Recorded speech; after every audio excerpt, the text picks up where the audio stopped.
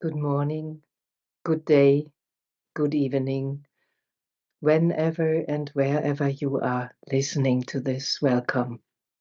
Namaste.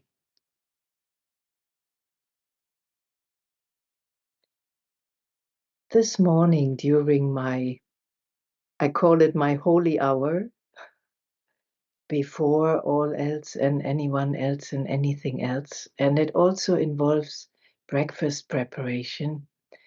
In that holy hour of meditation, contemplation, today the theme of death and dying. And with that, especially the memory of Osho leaving his body and how that experience was for me, that brought itself center stage into my awareness. And this is what I'm sharing about here in this video. So the day was the 19th of January in 1990. I was in India in Osho's commune. And I don't recall anything particularly special during the day, except that around 5 o'clock, I started to feel really strange, wobbly, very delicate, shaky. It felt as if someone had punched me in the stomach, but not quite like a nausea or a physical symptom. Anyway, I decided to go home and rest, rather than staying and sitting in the Buddha hall for the evening meditation, for the evening video discourse. Osho hadn't been coming out in person and talking to us since a while. And that had happened before when his body needed rest. So I went home at that time. The evening meditation would always begin at 7 o'clock. I rested at home, feeling even stranger, not quite knowing what's going on. Funny enough, I had the idea to oil my hair and choose a non-smelly hair oil, plaited my hair. It turned out that was a good idea, because several hours later, many hours later, I found myself in a burning guts. But let's go chronologically through the story, what happened. Around 17 to 7 on my little clock, suddenly a wave of drive, something rose my spine and kind of drove me like unstoppably. I have to go back. I need to go back to the evening meeting. And there was no other choice for the first time and the last time and the only time. I put my white robe on to get on my moped to drive in my ritual meditation white robe back to the commune. It wasn't a very long drive, but it was usually not what I would do. I treated that white robe, that garment that was explicitly for the meditations in Buddha Hall, for the gathering, I treated that like what it was, a kind of sacred and ritual robe. But that night, there I was with a white robe billowing around me, flying hair on the moped towards the back entrance, yelling at the guards, "Let me in, let me in." And the guy smiled and waited a moment till I'd locked the moped and let me in. So I just made it in the gate. And as I walked to the rather quiet place, the rather quiet jungle garden on the white marble ways that meander through that garden, it's a little bit like, what's it called? The Wizard of Oz, a little bit like that. White marble walkways. in a jungly garden towards the Buddha hall, I felt the peace and the joy, the tranquility that was kind of always greeting me when I entered the gates. And there was something else, something deep and vast and pretty hard to describe. And I was wondering, walking to the Buddha hall, entering the Buddha hall in the back, and I guess normally I would have sat down just by the entrance where I came in. It was very late, just short before 7 o'clock. But somehow I was pulled like on a tractor beam.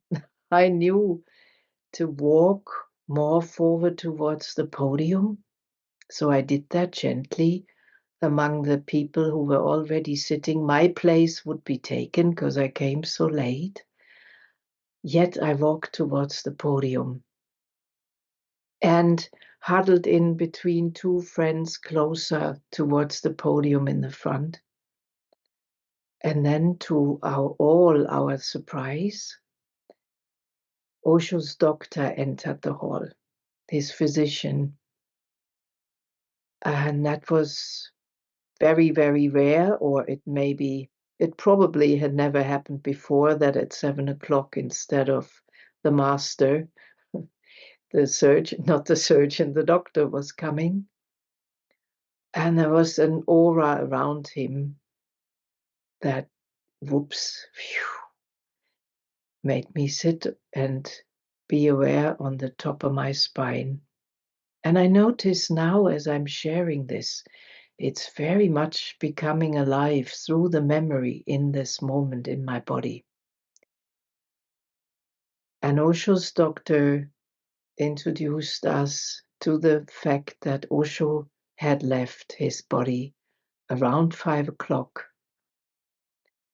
And among other things, he said that Osho said to him, "No, no, don't cry. That is not the way." And I cannot recall all what he said, but that is available and accessible as a recording in other places. And what I do remember, and I guess everybody who was there remembers, that the message to us that Osho left was, "I leave you my dream." We may ponder over this maybe in a little while or in another video. I leave you my dream. And there was, of course, reactions in the hall. There were sounds of sorrow, tears, shock, people crying, people waving with each other, people hugging. But on the whole, a very warm and tranquil and gentle atmosphere. And I was breathing and feeling. Oh, that was a mixture of a deep shock and at the same time feeling flooded with an earthy, loving, warm bliss.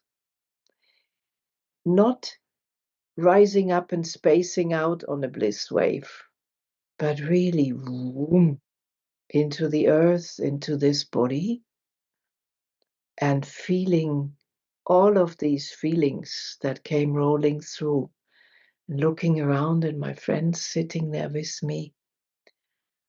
And then someone came towards me. The guy was Osho's personal bodyguard, or one of his personal bodyguards, and he was also the chief guard of Buddha Hall. And he came to me and looked at me and said, "Adima, would you please rise and go to the podium and be there with the other women dancers, with the other women that are standing around the podium?" Wow. I was surprised.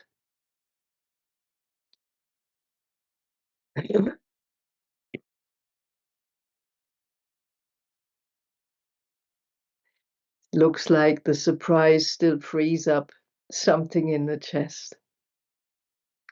I was very surprised. I looked at him and said, "Why me?" And he said, "Look around. You are grounded. You're present. You're deeply feeling, and you're not freaking out." Hmm, that was true. He got that right.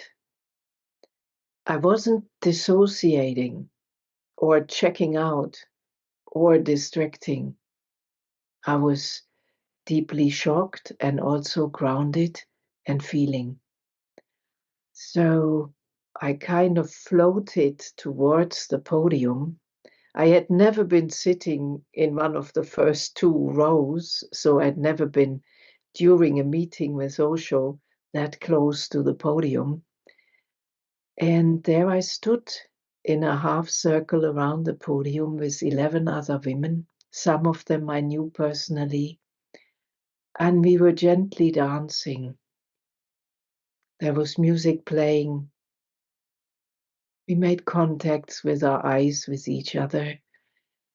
And I also could turn my back towards the podium and look into the Buddha hall and see all the friends in the hall and feel their reactions. And whatever was coming through as the human experience to this shocking news, Osho has left his body. It was all embedded in an ocean of consciousness in this being together in the hall.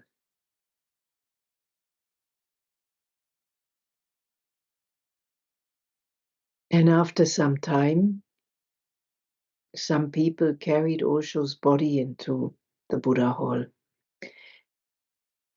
And that was preceded by a huge wave of love bliss, which would often precede his entry into the hall.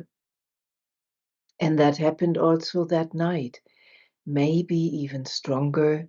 Maybe that was me and my perception. So Osho's body was carried in and placed onto the podium. The podium was about a meter or even more high. And then they put the body on a table onto the podium. And Osho's head was very close in front of me. I was standing on that side of the podium, so I'd never been so close physically to his body. And I'd always tried and always wished for it, to get a real front seat and to be physically closer. And that wish had been coming out of this illusion that nearness, intimacy, or love are the effect of a course of physical nearness. Physical nearness may make it more clear or a little easier, but it's not the cause for the effect of love and intimacy. And there was his face and his heart. I could have almost touched the body and looking at it, swaying in my spine, dancing, taking this in. There was this moment, an epiphany, an insight, a breakthrough, all of it together. There's no one in this body, and there has no one ever been in this body. Wow. It was seen, it was felt, like it was seen and felt and heard with every cell of my being in that moment. Incredibly liberating freshness rushing through my body. And I began to look around in the hall as I was dancing, and I saw Osho's eyes in everyone's eyes. Every pair of eyes I looked into were reflecting back in the light of Osho's eyes. It was like looking into Osho's eyes. And a magical thing also happened. My vision expanded to the back of the Buddha hall. It was like I could see people's eyes who were all the way back in the hall. And everyone looked back at me with Osho's eyes.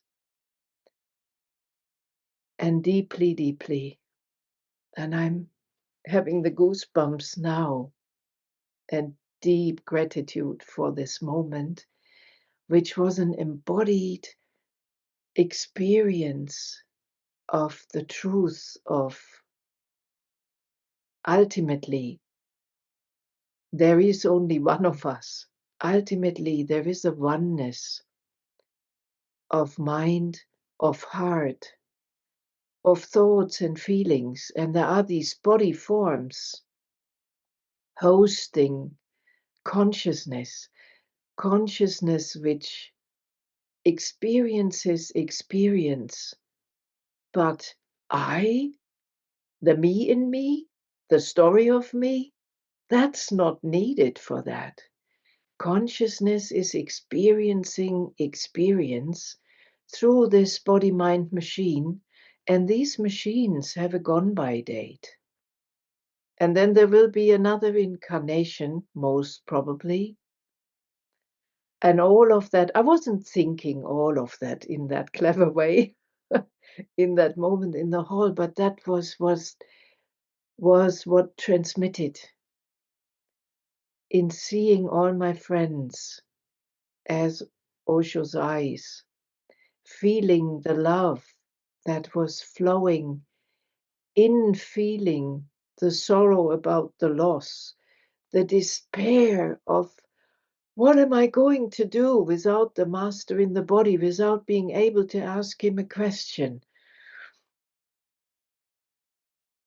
The pain, the feeling separate between living and dying, all of the human experience present in this hall, so many feelings running through this body, and all of it embraced and embedded in a warmth, loving presence consciousness, in an even stronger presence bliss that I still call Osho to this day, and also fully understood that it didn't belong to the person incarnation.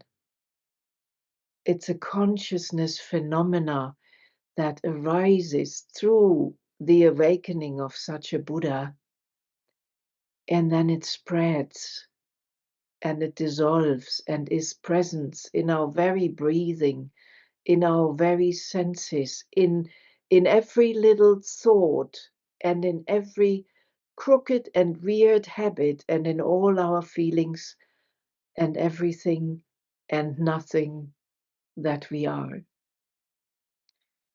Oh, yes, gratitude. Gratitude for this experience, for being able to remember it, which this glorious, brilliant mind can do. And back to the next flow from that night. I don't know for how long the body was on the podium. We were all in Buddha Hall. And we had been asked before to then walk together in an orderly fashion towards the burning guts, because it was Osho's wish to be burned right that night. And yes, several thousand sannyasins that night walked in an orderly fashion, like one body, like one beingness, like one human experience with all its unique individual aspects, like one body with all its fractal experiences in it. We walked to the burning guts, and around the pile of wood where the body was placed, there was a little bit of a hierarchy of who is standing in the front and who has which spot. I didn't try to get super close. I was in a spot behind Osho's head, behind the head of this body, with many, many other friends. People swaying, people hugging, people crying, people falling into bliss states of meditation. And we were watching this fire come on. Shh.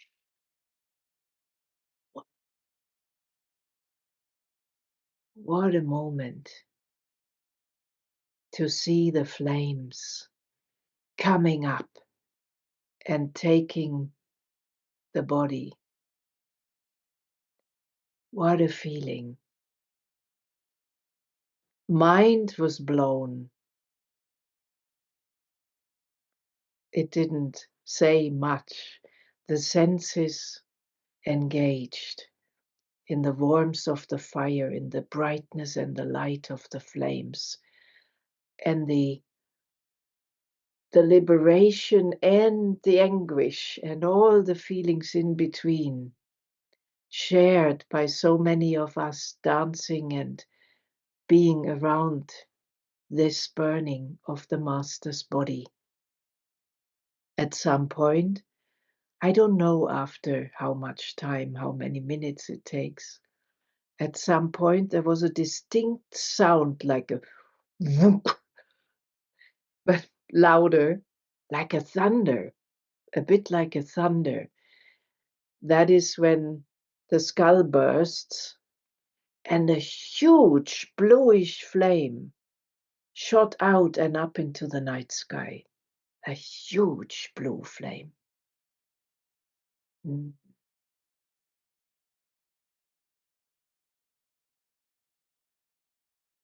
Just remembering the feeling of this flame lets all words about it fall short. There may be esoteric or other explanations, even scientific ones, but to see that flame, that was the head bursting. Many of us stayed on for what was a timeless, absolutely timeless long time, dancing, singing. Step into the holy fire, step into the holy flame. Oh, hallelujah. Step into the holy fire, step into the holy flame. That's one of the songs coming up now. And there came this moment. Then I looked at somebody's wristwatch. That was a little after 2 a.m. in the morning. I felt I needed to pee and I was hungry. And that came with a laughter. It reminded me, hey, I still have a body. I'm still in this body. And in a dancing fashion, I left the burning guts towards the one and only place that would have toilets, drink, and food at that time in the night. And that was a little hotel, cafe, and bar 24/7. The hotel is famous. Osho has been mentioning it in his discourses. The Blue Diamond was very near the commune. So I walked not very far from the Burning Guts to the Blue Diamond. I must have changed. Yeah, I did change my clothes. I had my jeans and t-shirt with me. And lo and behold, there was a bunch of maybe 20, 25 people in the cafe. A very interesting, very mixed bunch of people from the commune. 3, 4 of them had been very, very closely living with Osho in one house. And then there were other friends I'd never met, and it turned out they had just arrived that day to visit the commune and see Osho for the first time. And I was there, and other friends I knew from the work I was doing. So we were this laughing, crying love party in the cafe, having tea, coffee, ice cream, whatever, and sharing our feelings. And that happened in the most beautiful, listening, sharing, absorbing each other, feeling each other, being each other way. Around 5 in the morning, I reached my room and rested for a few hours. And I guess around 8 the next morning, I was back in the commune.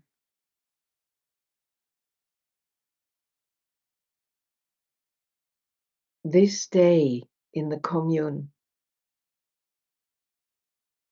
I call the Enlightened Commune Day. Everyone I met, everyone I saw, I can almost say everyone who was there, we were all functioning, living, expressing somewhat differently. Everything got done that needed doing, either by the person in charge or by someone who just happened to be there in this moment. Communication was working in a gentle, understanding, and loving way. There was so much love spreading amongst us, with each other, whoever they were, your friends, your enemies, your lovers, or the one you were jealous about. Whoever it was, we were melting in this wave of awareness, awakeness, and being available to whatever happened directly in this moment. The relating was very direct, very easy, authentic. All these qualities flooded through us, connected us, and things got done, necessary things. There was a lot going on, you can imagine. People had to organize celebrations and what's happening with the ashes and this and that. And the energy was very high, and there was room for every human experience without any judgment. People could cry, people could be angry, people could feel what they were feeling and expressing, and it was a big sharing of being one another, one being in so many different bodies, in so many unique, beautiful forms, one being, one consciousness, one love. That's why I call it the enlightened commune. Please be liberal on the word enlightened. I'm quite liberal about it in the context.